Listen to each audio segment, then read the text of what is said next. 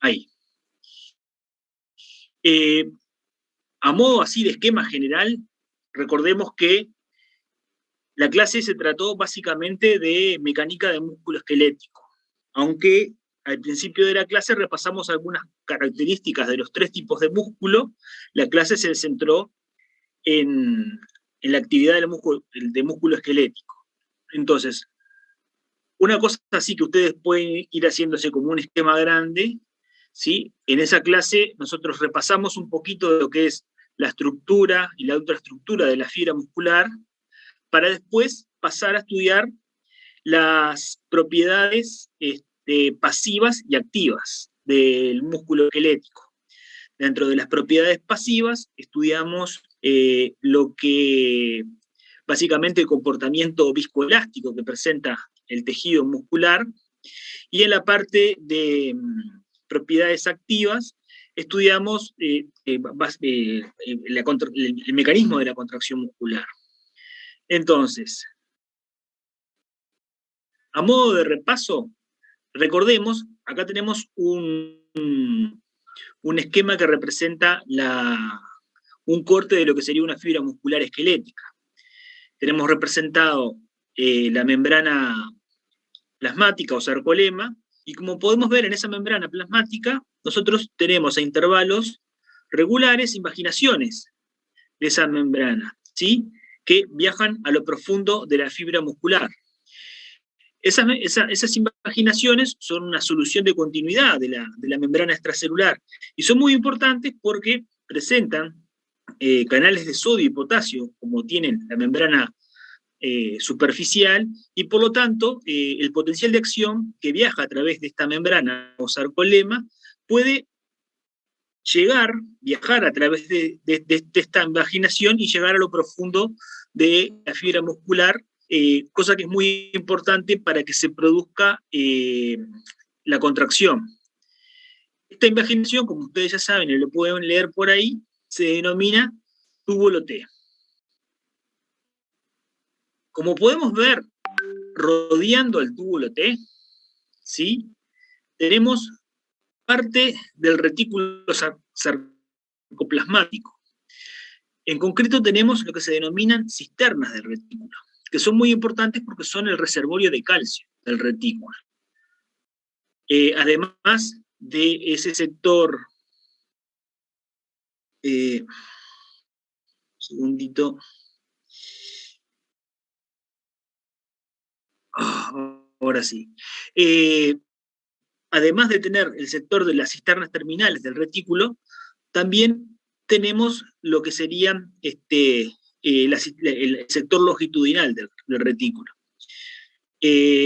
Todo esto se halla rodeando a lo que son las miofibrillas,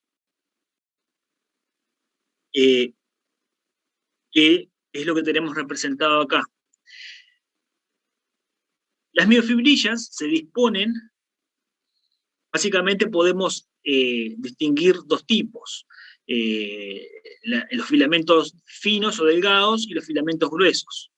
Los filamentos finos están compuestos por una proteína que ustedes ya saben que se denomina actina, que forma la base del filamento fino, y tenemos además de esta proteína de los monómeros de actina que conforman el filamento fino, vamos a tener también otras proteínas que son muy importantes, sobre todo para lo que es la regulación de la contracción muscular, como son la tropoxina y el complejo de troponinas. El filamento grueso está conformado por una proteína denominada miosina, que presenta una cabeza y unas colas o bastones. Esas colas o bastones se entrelazan entre sí y forman lo que sería la base del filamento grueso. Y las cabezas de miosina quedan expuestas hacia afuera del filamento para interactuar, como ustedes ya saben, con la actina del filamento fino. Acá tenemos representados los filamentos finos y gruesos, y tenemos representado también cómo se disponen en la célula, conformando lo que es la unidad contráctil del músculo, ¿sí? denominada sarcómero. Cada sarcómero está delimitado por lo que se conocen como líneas Z o discos Z, desde donde parten los filamentos finos, desde ahí hacia el centro del sarcómero, y desde el centro del sarcómero hacia los filamentos, hacia los discos Z, perdón, los filamentos gruesos. Entonces, además de los filamentos finos y gruesos, tenemos también otras proteínas que conforman el sarcómero, como por ejemplo los filamentos de titina, que sirven para, de alguna forma, organizar al sarcómero, uniendo, por ejemplo, en este caso, el filamento, el extremo del filamento grueso con los discos Z. Como podemos ver, la superposición de filamentos finos y gruesos, hay sectores donde se superponen los filamentos finos y gruesos, y sectores donde predominan uno de estos. Por lo tanto, cuando se observa el microscopio de luz, esto hace que se vean bandas claras y bandas oscuras. Y esto es lo que determina que a este tipo de músculo se le llama estriado, ¿verdad? Es decir, que las zonas donde tenemos superposición de filamentos delgados y gruesos, ¿sí?, se ven más oscuras y se denomina banda A.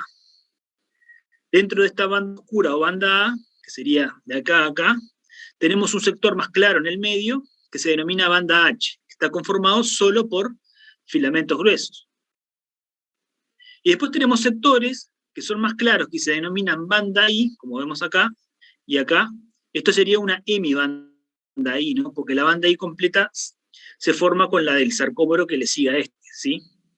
Esa banda I está compuesta básicamente por filamentos finos.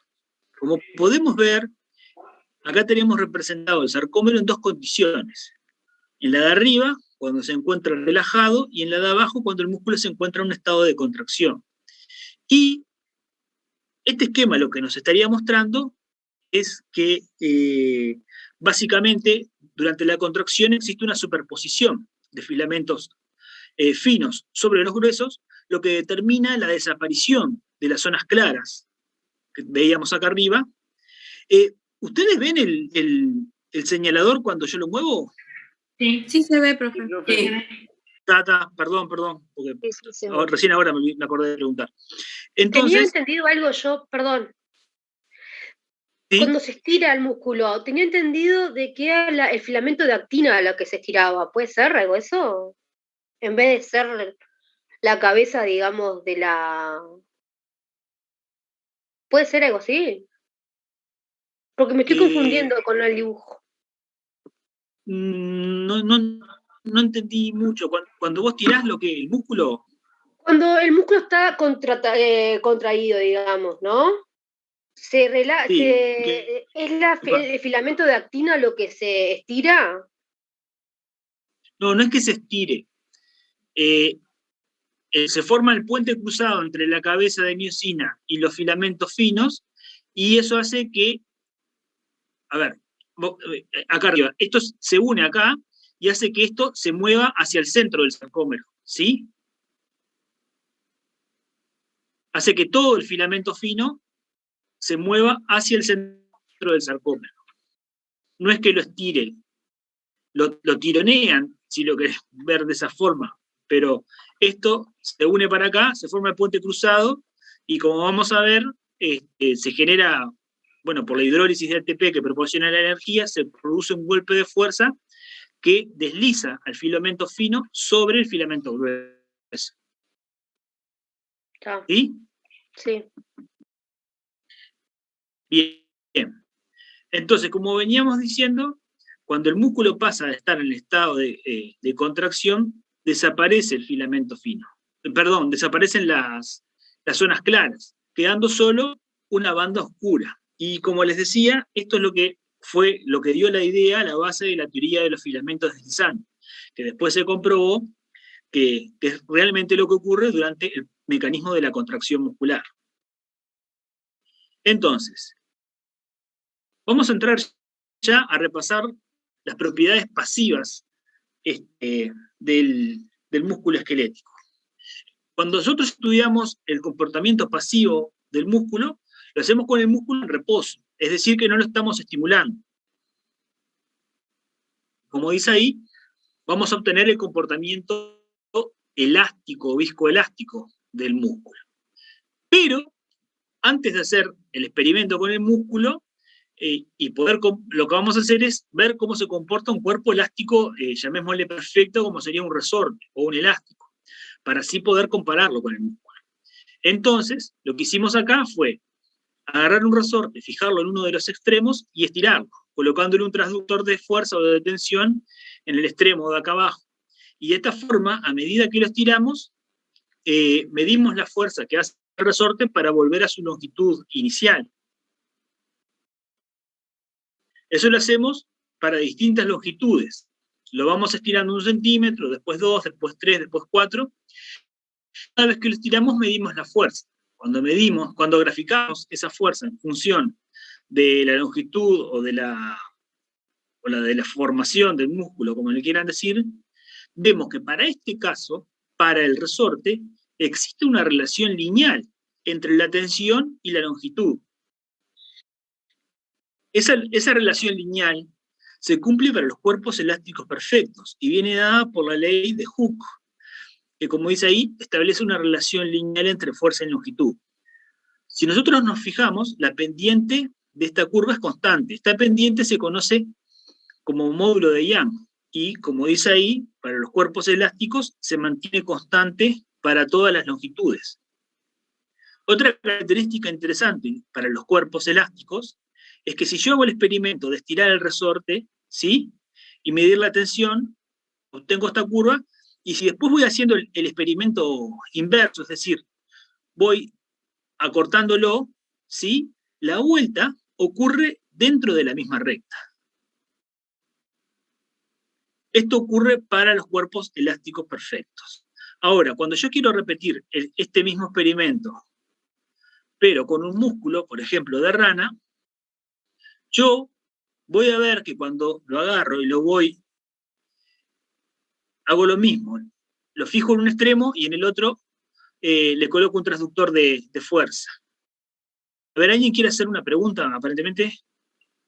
Sí, profe. Sí. ¿A qué le llamarías tú un músculo perfecto? ¿O a qué se le llama en realidad? En ese caso. Un músculo, no hablé de un músculo. No hablé de un del músculo cuerpo. perfecto. De un cuerpo elástico perfecto, un resorte o un elástico. Es decir, un cuerpo que vos lo deformás, ¿sí?, lo estirás y no se deforma. Vuelve, si vos dejás de aplicarle la fuerza, vuelve a su posición inicial sin ningún problema. ¿Sí? Bien. Que, como vamos a ver, eso no es lo que ocurre con los materiales biológicos. Entonces, nosotros sacamos el músculo, lo fijamos, le colocamos un transductor de fuerza en el otro extremo y lo vamos estirando. En este caso, dijimos que el músculo lo íbamos a estudiar en ausencia de cualquier estímulo. Por lo tanto, esa fuerza que va a desarrollar el músculo en esa condición, en ausencia de estimulación, nosotros le llamamos tensión pasiva, ¿sí? Pasiva porque el músculo no se encuentra en estado de actividad. Entonces hacemos el mismo experimento que hicimos con el resorte, lo vamos estirando y medimos esa tensión pasiva que desarrolla el músculo. Y cuando obtenemos los datos de los valores de tensión a medida que los vamos estirando y las longitudes a la cual los deformamos, obtenemos esta curva, ¿sí?, que también es una curva de tensión en función de la longitud o la deformación. Y como podemos ver, es muy distinta a la curva para el elástico o para el resorte. Es decir, que no tenemos una relación lineal entre la tensión y la deformación.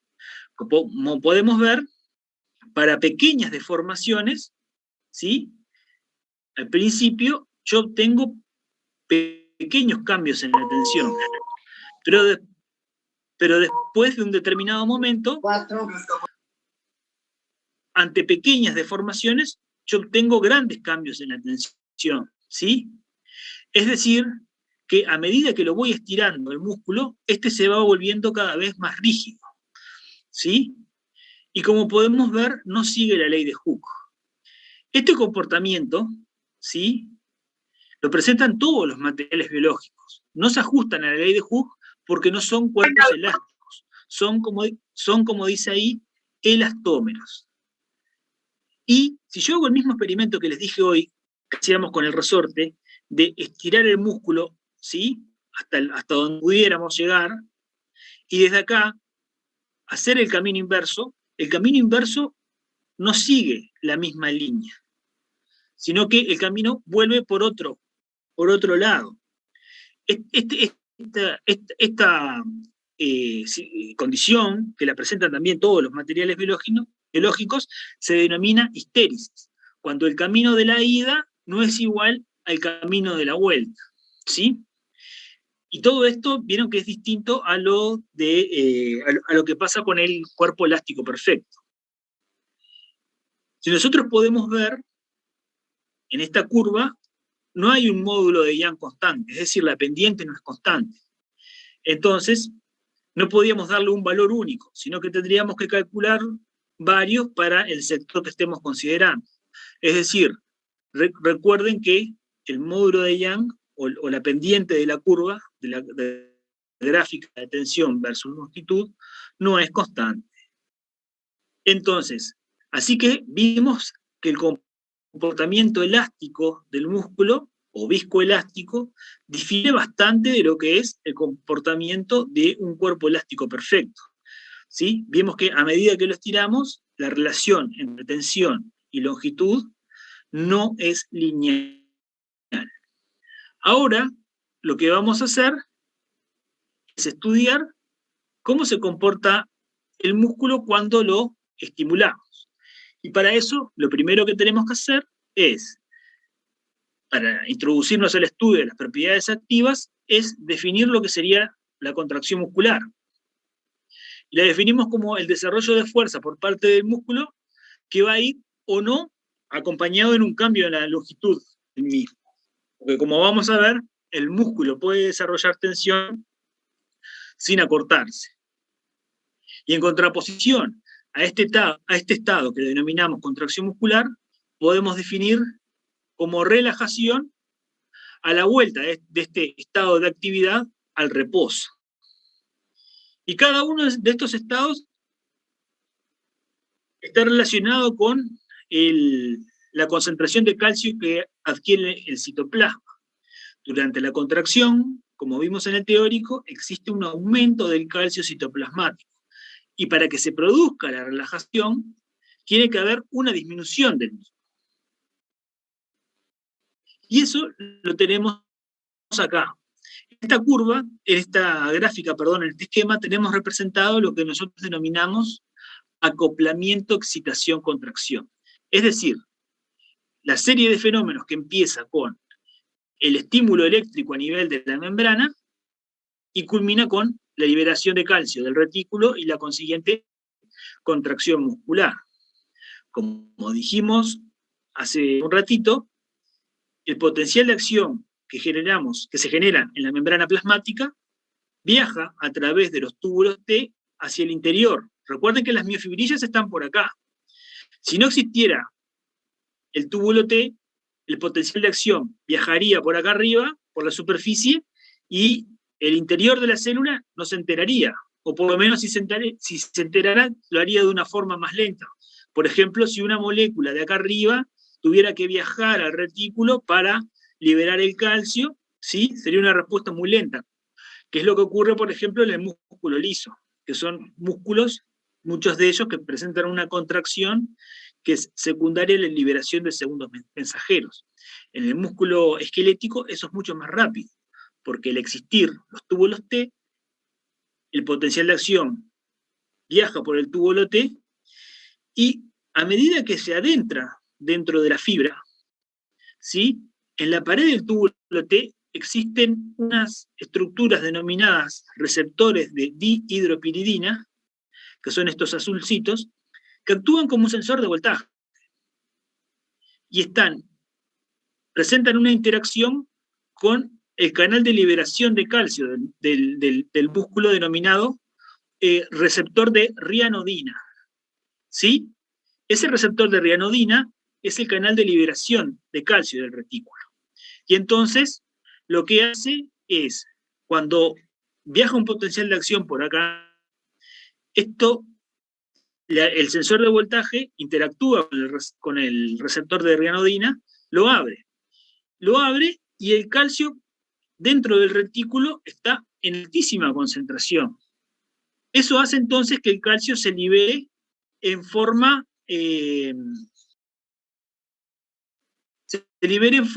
pasiva hacia el mioplasma, ¿sí? Ese calcio que sale del mioplasma se va a unir a la troponina C,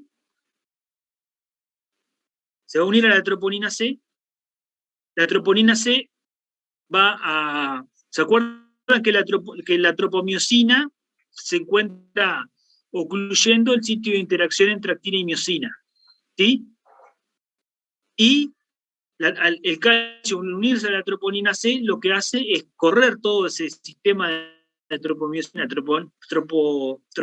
troponinas, dejando libre el sitio de interacción entre la cabeza de miosina y la molécula de actina. Esa es la función que cumple el calcio. De esta forma se produce la contracción. Entonces, pero una vez que pasa esto, el músculo se tiene que relajar, ¿sí? Y para relajarse, este calcio que se acumula en el mioplasma tiene que o irse para el exterior de la célula o volver al retículo. Y lo mejor que le pasa a la célula es que este calcio vuelva al retículo para así poder volver a liberarse nuevamente. Entonces, como el retículo tiene una alta concentración de calcio, la vuelta de este calcio lo que necesita es la presencia de un sistema de transporte activo que lo bombee hacia adentro del retículo. Y existe una bomba que se llama bomba de calcio cerca, que es la que transporta el calcio hacia el retículo. Y de esta forma es que se produce la relajación, ¿sí? Es la forma en la cual disminuye la concentración de calcio dentro del mioplasma, ¿sí? Viaja hacia el retículo. Entonces, acá tenemos representado lo que les decía recién. Tenemos el filamento fino conformado por los monómeros de actina y tenemos la molécula de tropomiosina y el complejo de troponinas. Esta pelotita amarilla es el calcio, que se une a la troponina C y hace que todo esto se corra, dejando que la tropomiosina libere el sitio de interacción de la cabeza de miosina con la actina. Y obviamente, para que se produzca esto, tiene que haber una molécula de ATP, unida a la cabeza de miosina. La interacción entre actina y miosina, en presencia y ausencia de ATP, fue simplificada en esto que tenemos acá, que se conoce como ciclo de Lim y Taylor. Una vez que se produce la contracción, ¿sí? Es decir, el filamento, la cabeza de miosina o el puente cruzado, se formó el puente cruzado y generó que se diera el golpe de fuerza. Vieron que acá esto está como a 45 grados. Bueno, una vez que esto ocurre, la miosina permanece unida a la molécula de actina, porque existen una alta afinidad entre ambas. Entonces, se necesita que venga una molécula de ATP y se une a la cabeza de miosina. Cuando esto ocurre, cuando el ATP se une a la cabeza de miosina, la afinidad entre la miosina por la actina disminuye. Y eso hace que se libere, ¿sí? Que la cabeza de miosina se libere de la actina. Después, ese ATP que está unido acá se hidroliza en ADP y fosfato. Y fíjense, el ATP es lo que hace que la afinidad disminuya. Pero una vez que se hidroliza en ADP y fosfato, la afinidad aumenta. La afinidad de la cabeza de la miosina aumenta. Y eso hace que se vuelva a unir. Y una vez que se vuelve a unir, está pronta para generar el golpe de fuerza. Cuando se libera la energía acumulada por la hidrólisis del ATP, se produce el golpe de fuerza. Y esto hace que se deslice el filamento fino sobre el filamento grueso. Así, hasta completar otro ciclo. Esto que se forma una vez que se produce el golpe de fuerza es lo que se conoce como complejo de rigor.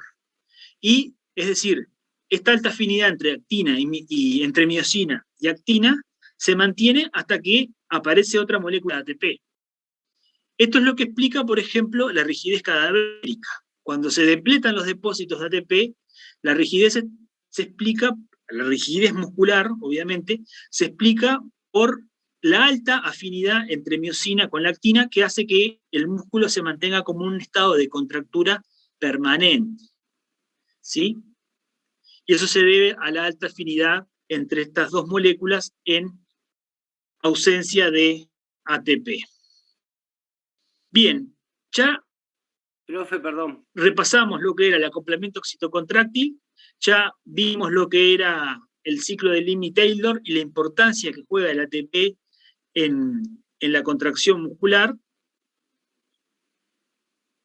Ahora tenemos que repasar cómo se modula la contracción muscular. Y la contracción muscular, ¿sí? ¿Podría volver al anterior? Sí. Estaban preguntando en el chat del orden. Sí, yo el chat no lo puedo ir viendo, muchachos, porque si no, la pantalla se me... No puedo seguir las dos. Decime qué estaban preguntando. La imagen tendría un orden, así pusieron nomás.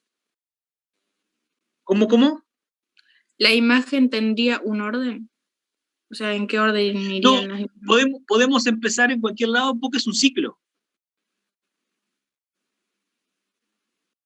Podemos empezar acá o en cualquier lado porque es un ciclo, ¿sí? Esto es, lo empezamos acá por empezarlo, pero podíamos haberlo empezado cuando se une el ATP a la cabeza de miosina.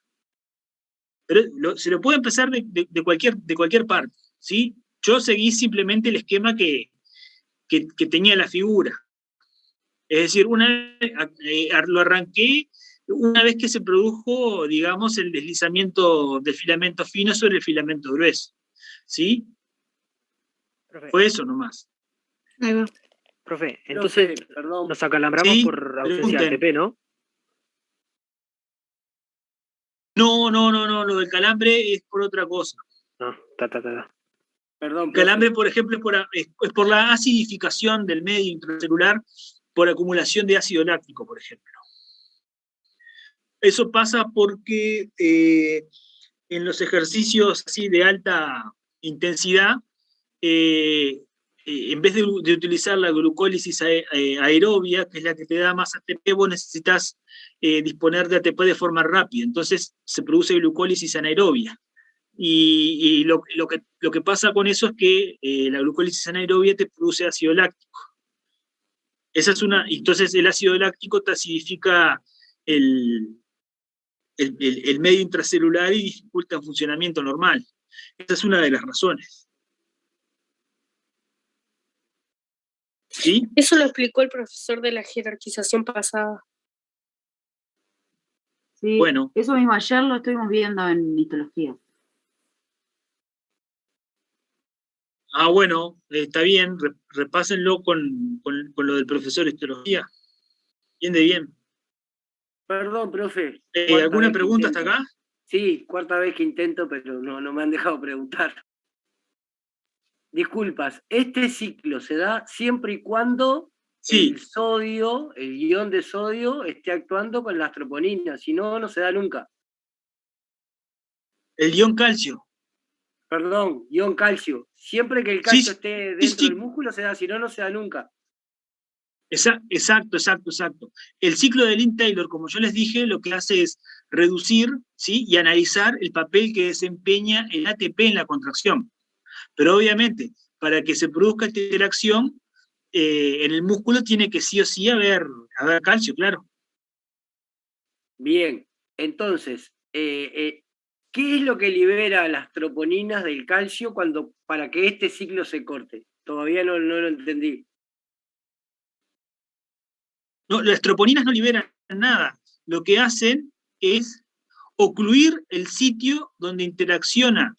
La tropomiosina ocluye el sitio de interacción entre la miosina y la actina. Y el calcio lo que hace, al unirse a la troponina C, es hacer que todas estas tres pelotitas y la cosa azul, que es la tropomiosina, se corran del lugar.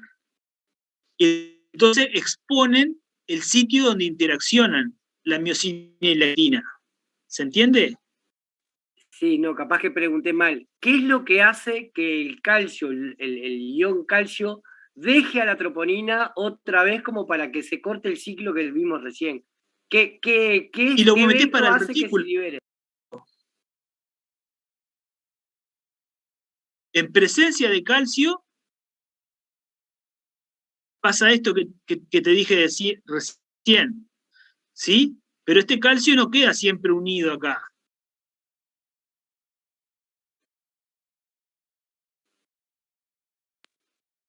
Esa es la pregunta. ¿Qué es lo que hace que no quede unido? ¿Qué es lo que lo libera? ¿Qué es lo que deja libre la troponina para cortar el ciclo? ¿Hay algún evento? Y porque el calcio vuelve al retículo. Bien, por ósmosis nomás. Y en ausencia de calcio, la tropomiosina vuelve a ocluir el sitio de interacción entre actina y miosina.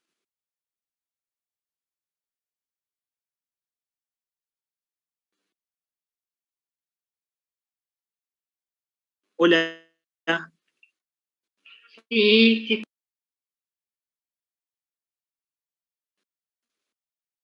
Hola, no sé, compañero, si era eso lo que preguntaba.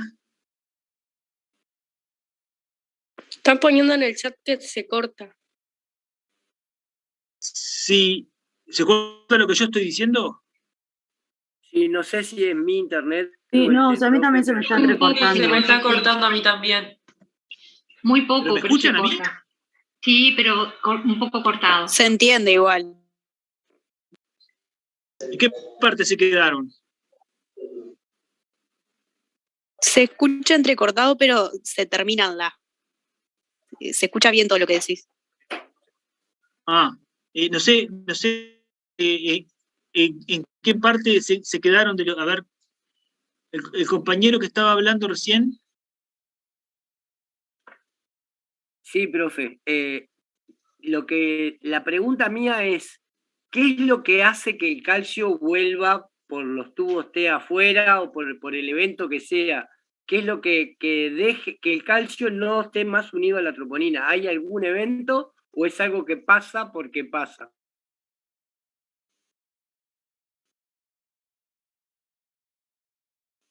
Ahí se te cortó. Lo que pasa...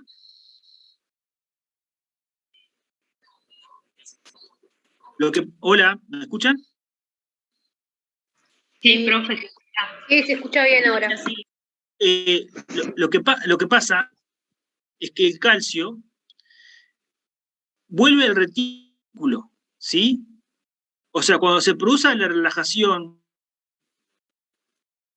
para que se produzca la relajación, el calcio en el citoplasma disminuye, ¿sí? Entonces vuelve al retículo, y al volver al retículo, ¿sí? No va a estar unido acá, y por lo tanto no va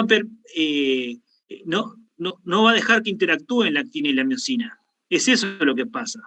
Y eso ocurre durante la relajación, porque mientras haya calcio dentro del retículo, ese calcio se va a unir a la troponina C y va a dejar que la tropomiosina libere el sitio de interacción entre miosina y actina.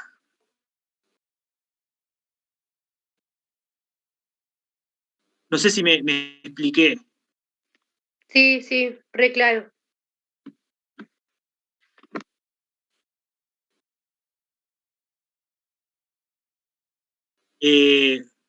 ¿Seguimos? ¿O quieren hacer alguna otra pregunta?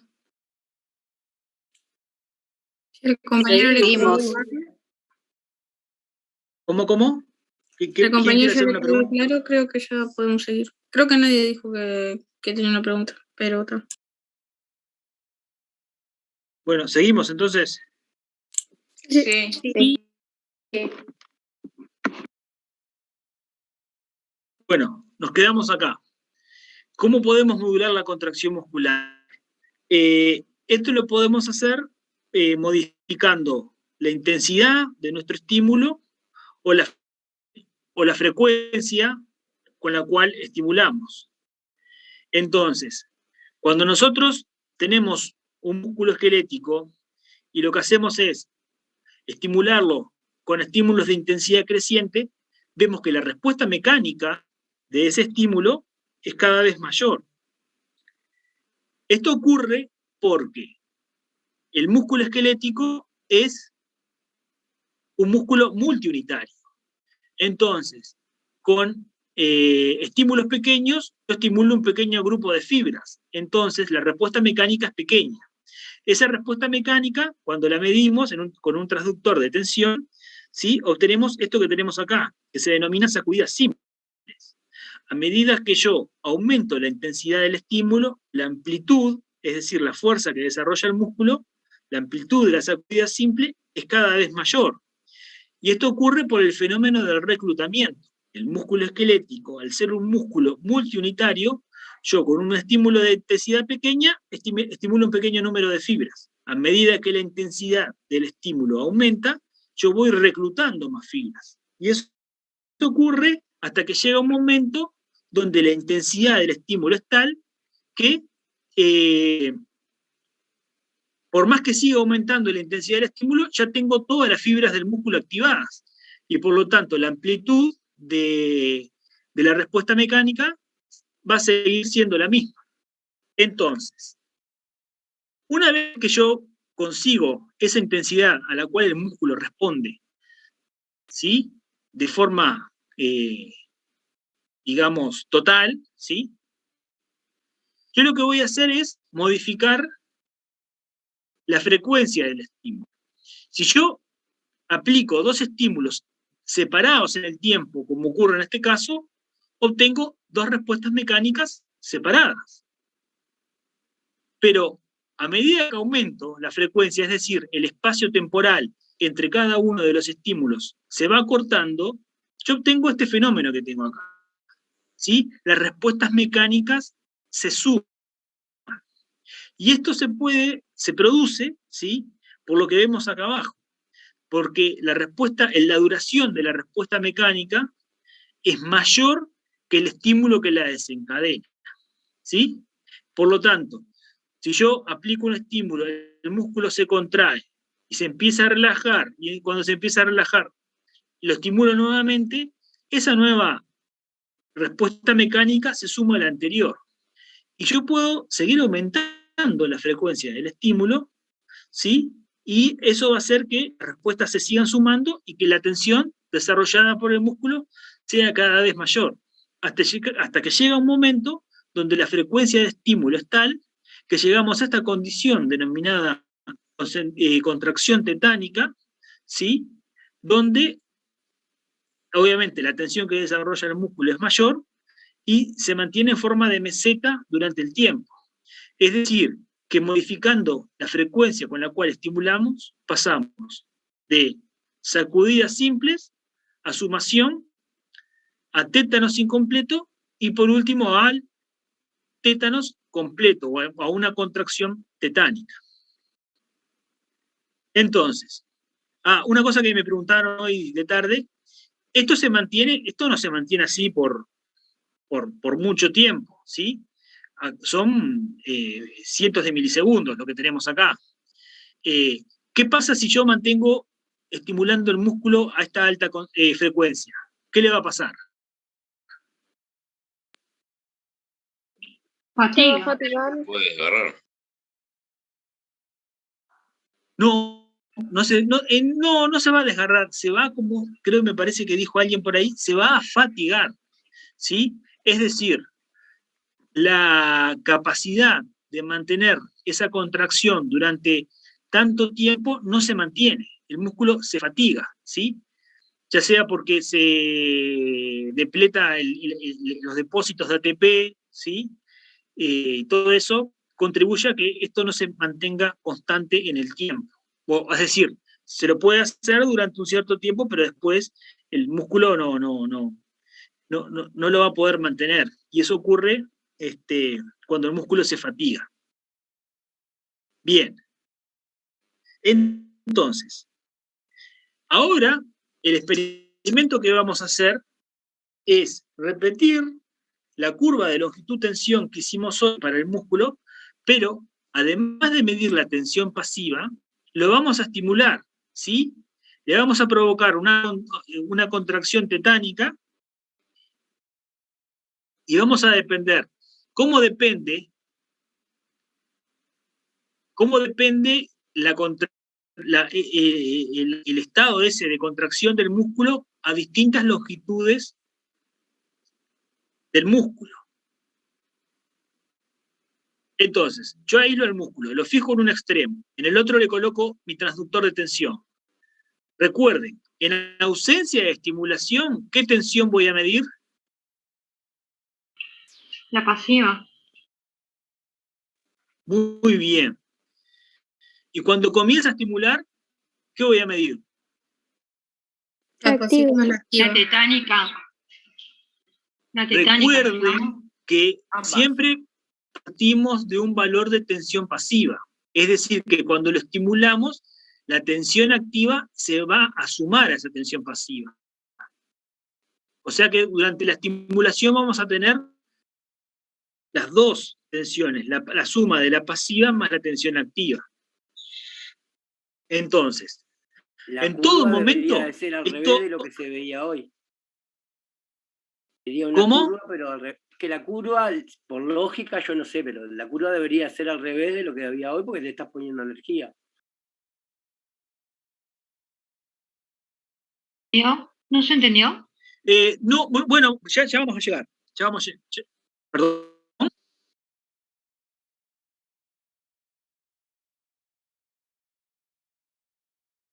¿Ahora sí? ¿Me escuchan? Sí, ahora sí. Bien, ya vamos a llegar a la curva. Así, de esto, acuérdense, en todo momento, la tensión que desarrolla el músculo va a ser la suma de la tensión pasiva más la tensión activa. En ausencia de estímulo, la tensión que desarrolla el músculo va a ser igual a la tensión pasiva, ¿sí? Eso ténganlo presente siempre. Entonces, lo que yo voy a hacer es acá está el registro de los valores de tensión o fuerza que desarrolla el músculo, y bueno, y esto es en el tiempo. Y la forma que tienen estas curvas, así, se debe a que este registro es un registro viejo que se hizo con polígrafo, ¿sí? Con una aguja de polígrafo. Entonces, si yo agarro el músculo, ¿sí? Hago el mismo experimento de hoy. Fijo en un extremo, transductor de tensión en el otro. Antes de estimularlo, voy a medir la tensión pasiva, que acá apenas se ve el valor de tensión pasiva porque es muy poquito. Cuando lo estimulo, obtengo este valor de tensión en estado contráctil, ¿sí? Cuando dejo de estimularlo, se relaja y vuelve al valor previo de tensión pasiva que tenía antes. Los tiro otro poquito y ven que la tensión pasiva aumenta. Ahí, nuevamente, lo estimulo y obtengo este valor de tensión. Dejo de estimularlo, el músculo se relaja y volvemos al valor de tensión pasiva que teníamos antes. Lo estiro otro poco y la tensión pasiva aumenta. Nuevamente lo estimulo y así voy haciendo todo lo que pueda estirarlo el músculo, ¿sí? Y como ustedes ven, este primer escaloncito que dijimos era la tensión pasiva. Y como ya lo vimos en la curva que vimos hoy, a medida que vamos estirando el músculo, la tensión pasiva es cada vez mayor. Todo lo que va desde acá hasta acá abajo es la suma de la tensión pasiva más la tensión activa. Y lo que va desde acá hasta acá, ¿qué es? Activa. Activa. Exacto, la tensión activa, muy bien. Entonces, ahora que ya individualizamos bien lo que es la tensión pasiva y lo que es la tensión activa, ¿a ustedes qué les parece? ¿Qué pasa con la tensión activa a medida que estiramos el músculo?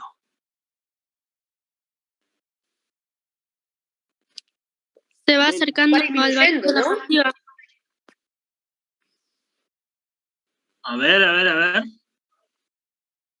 Tiene dos comportamientos. ¿Empieza a Al principio caer? pasa una cosa. ¿Cuándo empieza a caer? Cuando el valor de la tensión pasiva va aumentando. Sí. Sí, pero, por Es ejemplo, cuando estiramos, no. bueno, Sí. pero vieron que acá, a medida que vamos estirando, la tensión activa va aumentando, ¿estamos de acuerdo? Sí. Cuando la pasiva alcanza la activa, Ah, bueno, no, antes. No, cuando Fíjense, llego al en límite. este Cuando llega como al pasiva límite, claro, como soportable. al punto ahí máximo. Cuando la tensión total este y la punto- pasiva se acercan, ¿no? Ahora por ahí viene la cosa, lo que dijo la Hay un compañera. límite de tensión pasiva soportable en el músculo. Cuando llego al límite, se terminó el crecimiento con la activa. Por eso te decía, la curva es al revés. La curva de la tensión pasiva es como En una parábola realidad tiene dos ascendente, tramos y la la curva. otra Eso que vos descendente. decís, no, al revés. La de la activa, La de la activa empieza en un límite, llega y después vuelve abajo. La otra es al revés. La otra es hasta un punto. ahora sí. La tensión activa va aumentando y llegamos a un valor máximo. Y después, a medida que seguimos estirando, la tensión activa empieza a disminuir. ¿Sí? Y eso Ahí va. es lo que tenemos graficado acá. Esta es la curva de tensión pasiva, que es la misma que vimos hoy. Ahora, la tensión activa, a medida que vamos estirando el músculo, comienza a aumentar. Y llega a un valor que es máximo, y después, a partir de ese valor, a medida que estiramos más el músculo, comienza a disminuir. ¿Sí? Hasta que llega un momento en que, bueno, ya no hay tensión activa y toda la tensión que hay va a ser ¿qué? Pasiva. Pasiva, muy bien. Y la tensión total, que la tenemos graficada acá, refleja eso. Al comienzo de la curva, la tensión total que desarrolla el músculo depende básicamente de la tensión activa, porque pasiva prácticamente que no hay. Pero, a medida que seguimos estirando el músculo, la curva de tensión, esta, de la suma de las dos, se comienza a alejar de la de tensión activa y se comienza a aproximar ¿a quién? A la tensión pasiva. La tensión pasiva, muy bien. Es decir, que en estos sectores de estiramiento del músculo, ¿sí?, predomina la tensión activa, y para longitudes que están por acá, va a predominar la tensión pasiva. Entonces, ¿cómo se explican estas diferencias? Sobre todo en la tensión activa. Esto se debe al grado de superposición de los filamentos en el sarcómero. Cuando nosotros, por ejemplo, estiramos el músculo, bueno, una cosa que les quiero recordar, sí, porque no lo dijimos, es que el máximo de tensión activa se obtiene a una longitud del músculo que es igual a la longitud que tiene el músculo antes de sacarlo, de cortarlo. ¿Sí?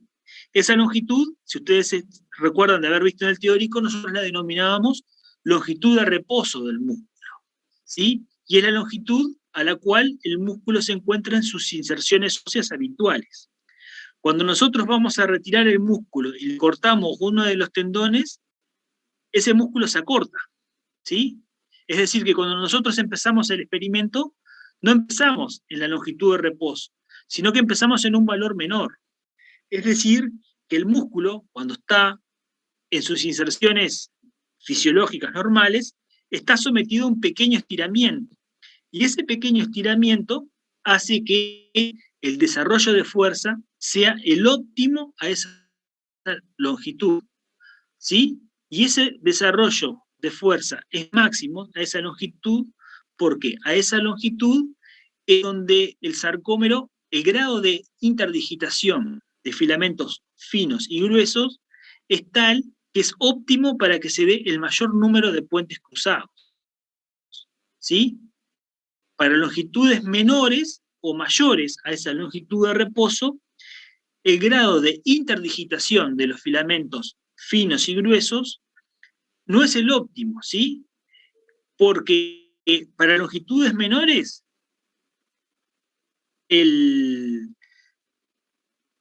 esa linealidad que hay entre el filamento fino y grueso se pierde, y al estar muy próximos entre sí los sarcómeros, los filamentos se encuentran como doblados, imagínense. Entonces no se pueden formar fácilmente los filamentos, los puentes cruzados, y por lo tanto, si no se forman puentes cruzados,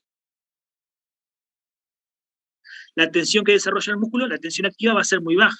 A medida que los voy estirando, voy enfrentando a los filamentos finos y gruesos, y ahí comienza a aumentar la tensión activa.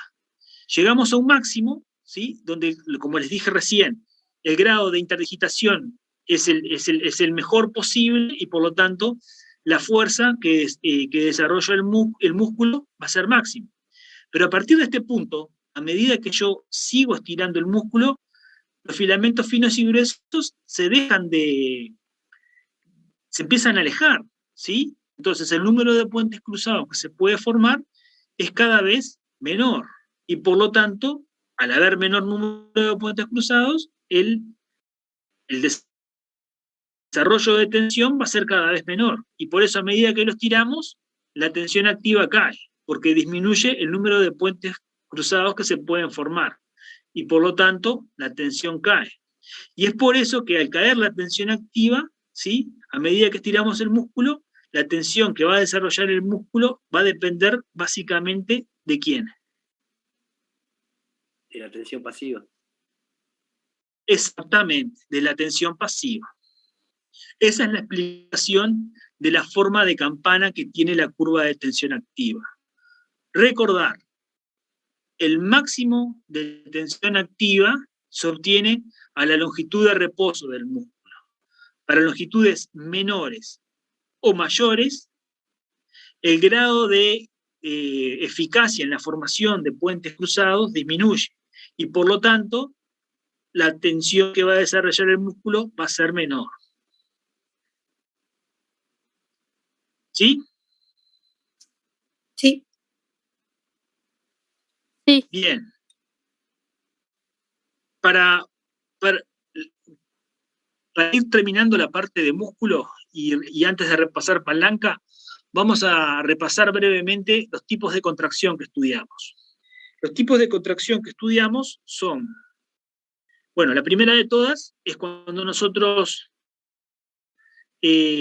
acá tenemos representado cómo sería el dispositivo experimental, y acá tenemos representado el diagrama de tensión, longitud, y tenemos representado cómo sería el desarrollo de fuerza para ese ejemplo particular. Ahora ya me van a entender. Si yo tengo el músculo fijo en los dos extremos y lo estimulo, este músculo va a desarrollar fuerza. Pero, como está fijo en dos soportes, va a ser imposible que se acorte al desarrollar fuerza. Y por lo tanto, cuando el músculo desarrolla tensión sin acortarse, es decir, o desarrolla, la forma correcta sería, desarrolla tensión a una longitud constante, es lo que nosotros denominamos contracción isométrica. Si ustedes se fijan, no hay deformación del músculo. no hay acortamiento. ¿No? Ahí va, se mantiene. Ahí va. Entonces, lo único que vamos a ver es esto. Vamos a pasar de este punto a este de acá arriba. Es decir, la longitud no se modifica, y lo único que se produce es un cambio en la tensión, en la fuerza que desarrolla el músculo. Por eso la flechita apunta para acá arriba, ¿sí? Es una contracción isométrica. La longitud no se modifica y solo se modifica la tensión. Ahora, si yo mantengo el músculo fijo en un extremo y libre en el otro, ¿no? Imagínense que esto sería solo el tendón, y yo lo estimulo, ¿qué va a pasar? El músculo se va a cortar, pero como no tiene una carga, una resistencia que vencer, además de la del propio peso del tendón, supongamos, este músculo se va a cortar, pero desarrollando tensión constante. ¿Sí? Porque no tiene una resistencia que vencer, una pesa que levantar, por ejemplo. Y por lo tanto, en la curva, el único cambio que vamos a ver es un cambio en la longitud, ¿sí? Y este tipo de contracción es lo que se conoce como contracción isotónica pura, ¿sí? Que es una contracción donde la tensión, la fuerza que desarrolla el músculo se mantiene constante y lo único que se modifica es la longitud, es decir, se produce un acortamiento del músculo desde la posición inicial hacia una posición final. Esto sería una contracción isotónica. Después tenemos este otro ejemplo. Fijamos el músculo en un extremo, le colocamos una pesita en el otro, y esto está colocado sobre una mesa, de forma tal de que la pesa no esté colgando. Entonces, cuando yo estimulo el músculo van a pasar dos cosas. Obviamente, le voy a poner una pesita de 5 gramos, no voy a ponerle 20 kilos. Tiene que ser algo que el músculo lo pueda mover. Entonces, el músculo primero va a desarrollar fuerza al estimularlo, y va a desarrollar fuerza hasta poder levantar la pesa. Hasta que no levanta la pesa, el músculo desarrolla fuerza sin cambios en su longitud, es decir, sin acortarse. Entonces vamos a tener una primera parte donde se produce una contracción isométrica. Hay desarrollo de fuerza sin cambios en la longitud del músculo. Pero una vez que el músculo logra levantar la pesa, ¿sí? La carga de la pesa va a ser constante. Por lo tanto, una vez que la levantó, ¿sí? El músculo se va a cortar, pero desarrollando, obviamente, tensión constante, porque la tensión ya la ejerció hasta poder levantar la pesa. Es decir, que vamos a tener una segunda parte isotónica.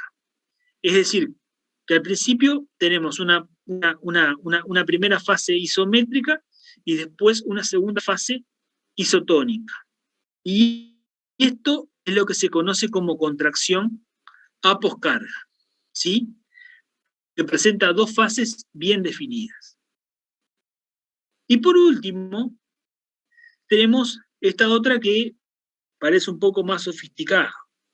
Tenemos el músculo fijo en uno de sus extremos y en el otro tendón le vamos a colocar un resorte que va a estar fijo en el otro soporte. Entonces, cuando nosotros estimulamos al músculo, ¿sí? Obviamente que el resorte que le ponemos es un resorte que el músculo pueda mover. El músculo va a comenzar a estirar el resorte. ¿Y qué pasaba cuando nosotros estirábamos el resorte hoy? ¿Qué pasaba con la tensión que hacía el resorte? Con la fuerza que hacía para volver a su longitud inicial. Era una pendiente constante. Lineal. Claro, pero la tensión era cada vez mayor, ¿sí? A medida que lo vamos estirando. Por lo tanto, el músculo estira el resorte un poquito, el resorte hace más fuerza y el músculo va a ir haciendo más fuerza. Es decir, que a medida que se acorta, también va desarrollando más fuerza para estirarlo. Y entonces, lo que vamos a ver es esto que pasa de acá.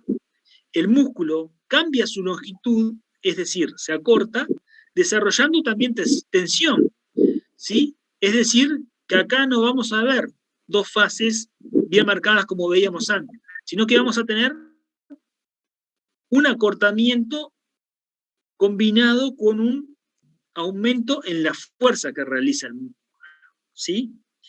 Y este tipo de contracción es lo que se conoce como contracción ausotónica. Esto que parece muy raro, ¿sí? Es lo que ocurre cuando nosotros hacemos la contracción de un músculo, de un agonista, y el antagonista se mantiene relajado. Supongamos, perdón, voy para acá adelante, ¿sí? Porque quiero mostrarles el ejemplo. Acá me falta igual, pero el tríceps acá atrás, ¿sí? El músculo que flexiona el antebrazo sobre el brazo es el bíceps. ¿Y el que lo extiende cuál es? El tríceps, ¿estamos de acuerdo? El tríceps, el antagonista. Que acá no está representado, pero estaría por acá. Entonces, y que va insertado acá abajo. Entonces, cuando yo estoy flexionando el antebrazo sobre el brazo, estoy haciendo que este músculo se contraiga. Pero a su vez, además de levantar el peso de acá, voy a estar estirando a este otro músculo que está relajado acá atrás. Y este actúa como el resorte que vimos recién, ¿sí? Es decir, que ahí se estaría produciendo una contracción ausotónica. Y así en todas las partes donde exista un músculo agonista y un antagonista. Cuando el agonista se pone en juego, el antagonista actúa ejerciendo resistencia en forma pasiva. Y eso le provoca una contracción ausotónica. Bien, hasta acá, ¿cómo vamos? Bien. Bien. Bien. Bien, estas son las cosas grandes que repasamos de la clase de mecánica muscular. Ahora vamos a repasar brevemente algunos. ¿Alguien está preguntando algo en el chat? Los que lo pueden ver.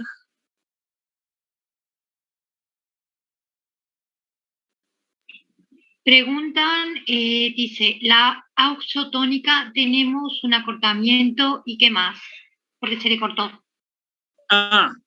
Lo que tenemos es, a medida que el músculo, un acortamiento acompañado de desarrollo de fuerza por parte del músculo.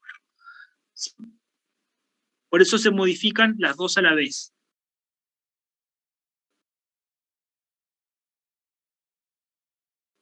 No sé si hay alguna otra pregunta.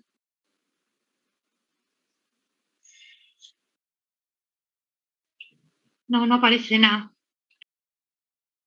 Bueno, seguimos entonces.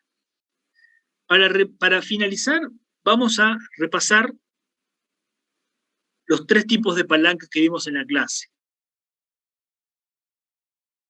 ¿Sí? Bueno, recordar que siempre una palanca está conformada de barra rígida, ¿sí? Por una resistencia a vencer, por un punto de apoyo y por una fuerza que le aplicamos a la barra rígida para vencer esa resistencia. En el caso de las palancas de primer género, lo que tenemos es que en el centro tenemos el punto de apoyo, en uno de los extremos la resistencia a vencer y en el otro el punto donde aplicamos la fuerza. ¿Sí? Las palancas de primer género en general son palancas que se encuentran en equilibrio, porque el brazo de la fuerza, es decir, la distancia que va desde el punto donde aplicamos la fuerza hacia el punto de apoyo, es prácticamente igual a la distancia, al brazo de la resistencia, es decir, al punto donde se aplica la resistencia al punto de apoyo. Es decir, que la ventaja mecánica en este caso va a ser igual a 1. Por lo tanto, no son palancas que sirvan para vencer grandes resistencias o permitir grandes amplitudes de movimiento en esa articulación. El ejemplo que vimos en la clase de palanca de primer género es la que conforma el sistema de la articulación de la base de cráneo con primeras vértebras cervicales, ¿sí? Ese sería nuestro punto de apoyo. La resistencia a vencer sería el peso del macizo facial, y la fuerza la aplican los músculos de la nuca, ¿sí? Para evitar que esto se caiga, ¿sí? Están en permanente, desarrollando fuerza permanentemente, ¿sí? Y como podemos ver, tenemos punto de apoyo en el medio, fuerza o potencia en un extremo y la resistencia a vencer en la otra, ¿sí? Y básicamente es lo que dijimos acá abajo, ¿sí? El brazo de la fuerza o de la potencia es prácticamente igual al brazo de la resistencia. Por lo tanto, la ventaja mecánica de esta palanca, ¿sí? Va a ser igual a 1. En cambio, en las palancas de segundo género, ¿sí? Son aquellas que tenemos un punto de apoyo en el extremo, la potencia en el otro, y la resistencia a vencer se encuentra entre ambos. Estas palancas, ¿sí? Son palancas que actúan con una ventaja mecánica mayor a 1. Si ustedes se fijan acá,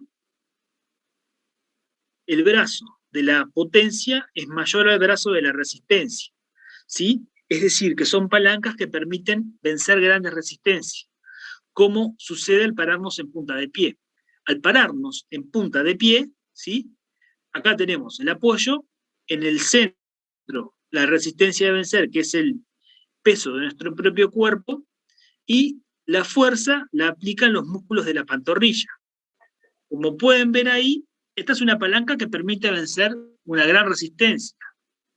Pero, lo que ocurre con las palancas de segundo género es que tienen como contraposición en que la amplitud de sus movimientos va a ser muy pequeña, ¿sí?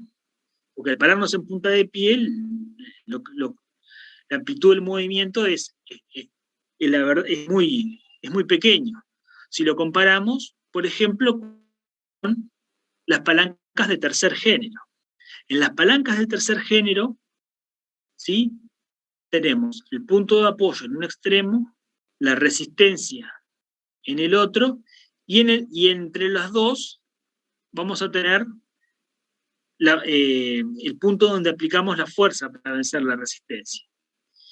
En este caso, la ventaja mecánica es menor a 1, porque el brazo de la potencia es menor al brazo de la resistencia, ¿sí?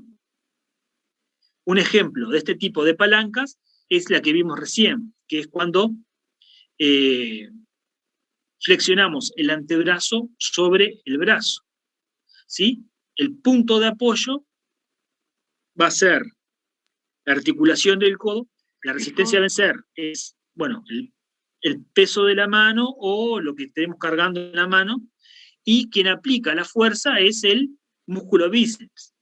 Y como podemos ver, esto es una cosa que es muy común en todas las articulaciones, y es que la inserción del músculo siempre está muy próxima a la articulación.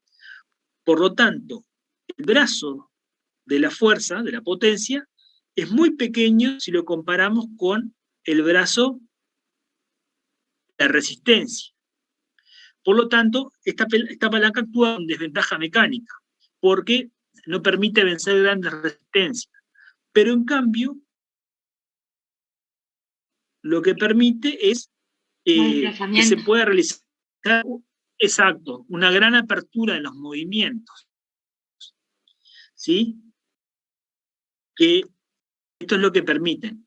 Y en general, la mayoría de las articulaciones, o sea, son palancas de tercer género, por la disposición que dijimos, donde los músculos están insertados muy a la articulación, ¿sí? Y bueno, como repaso, esto era lo que tenía para contarles. No sé si tienen alguna duda.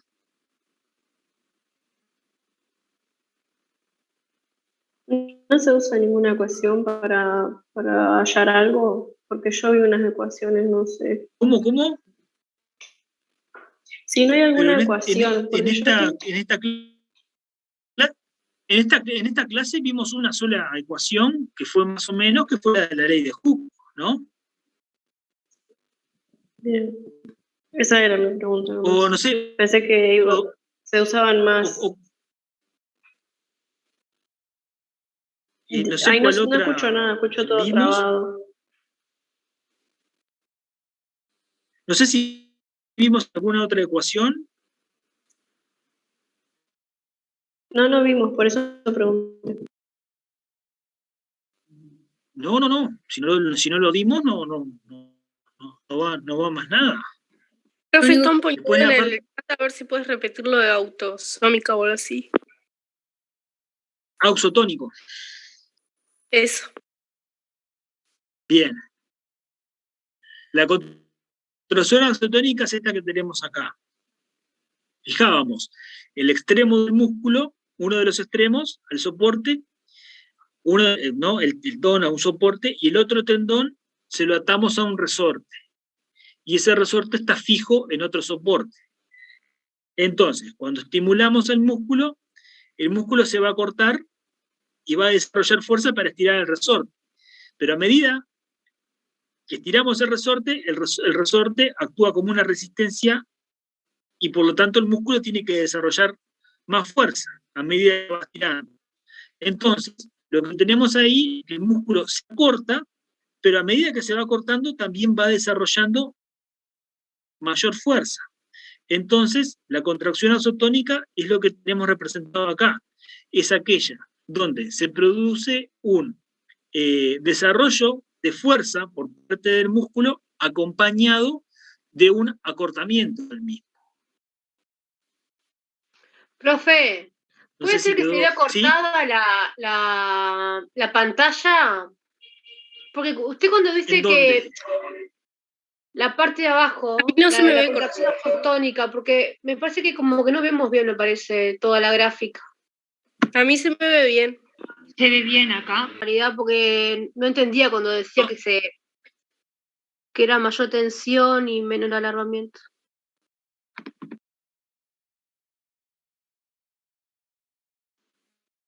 Se ve bárbaro. Se ve igual que hoy. Está bien. Bien. ¿Alguna otra pregunta? Profe, yo quería preguntar si médula ósea y sangre periférica no vamos a dar, ¿no? En biofísica, seguro que no, pero no sé, con otro. No sé, claro. Porque sí, está pautado. 29 y 30. No contigo, profe. No con el profe, pero sí está en el cronograma, claro. Me fijé mal, perdón. Profe, algo que no tiene nada que ver, pero capaz que tú sabes. La semana 8 y los PDF de la semana 8, ¿sabes si cuándo los suben? La semana 8 está subida. Ya la publicaron la semana 8. Ya está puesta. Ah, bueno, gracias. Por lo general siempre ponían los domingos, pero ahora ya lo colgaron hoy. Consulta. ¿Sí? En el tercer grado, ¿es -1 o es 1 en la contracción de la palanca? Exacto, donde está señalando. Exactamente, en la palanca en tercer grado, género, perdón. Sí. No entendí la pregunta. Claro, porque dependiendo... la relación, si vos. En la relación, exactamente, o es 0 en este caso. Es menor. Es menor. Es menor a 1. Es menor a 1. Bien, perfecto, gracias.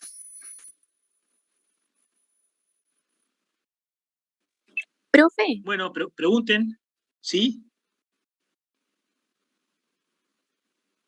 Escucho.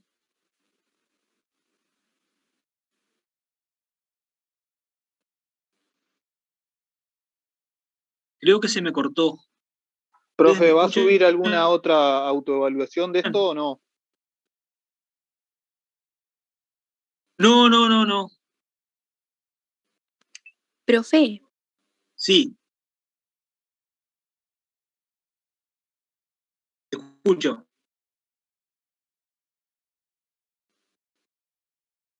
En la auxotónica tenemos un comportamiento acompañado de fuerza, ¿verdad? Es que no sé si me escuchó. Yo preguntaba si en la exotónica tenemos un acortamiento acompañado de fuerza. Sí, es eso, un acortamiento acompañado de fuerza. Ok, muchas gracias.